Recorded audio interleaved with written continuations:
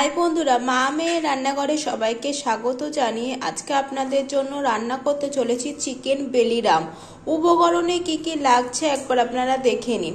এখানে আছে চিকেন, পেঁয়াজ কুচি, আদা বাটা, রসুন বাটা, জুলিয়ান করে কাটা আদা, কাঁচা লঙ্কা কুচি, কাঁচা লঙ্কা বাটা, টক দই। কড়াইতে দিয়েছি সাদা তেল, তার মধ্যে দিয়ে দিচ্ছি লম্বা লম্বা করে কাটা পেঁয়াজ। এটা বেরেস্তা হবে।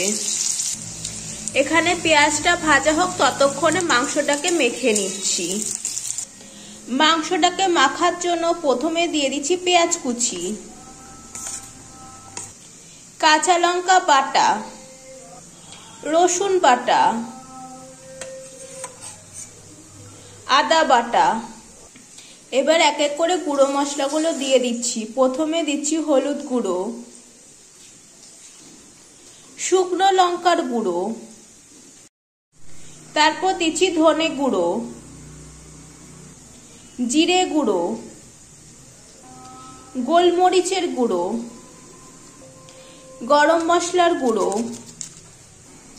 নুন, টক দই, চিনি। এদিকে আমাদের পেঁয়াজ ভাজা হয়ে গেছে, এবার নামিয়ে নিচ্ছি। এবার ভাজা পেঁয়াজগুলো দিয়ে দিচ্ছি। কাজু বাদাম বাটা, এবার মেখে নিচ্ছি।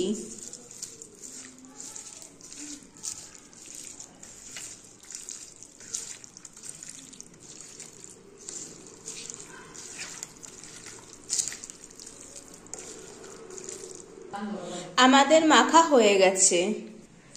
পেঁয়াজ ভাজার কড়াইতে আরেকটু সাদা তেল দিয়ে দিচ্ছি। তার মধ্যে দিয়ে দিচ্ছি ঘি।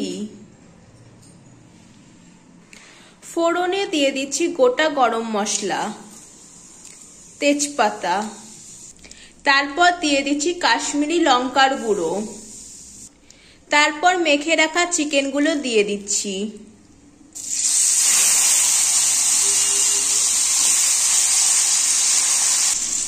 এবার নেড়ে চেড়ে নিচ্ছি।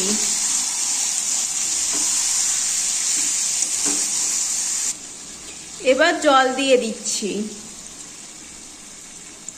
এভাবে মাংসটা কষবে, ঢাকা দেব না।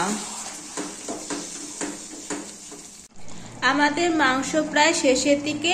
এবার ওপর দিয়ে ছড়িয়ে দিচ্ছি জুলিয়ান করে কাটা আদা।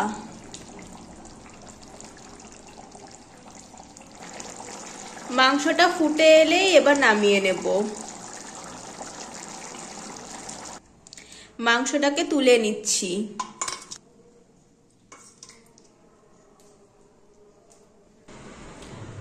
আমাদের রান্না চিকেন বেলিরাম আপনাদের কেমন লাগলো অবশ্যই কমেন্ট করে জানাবেন।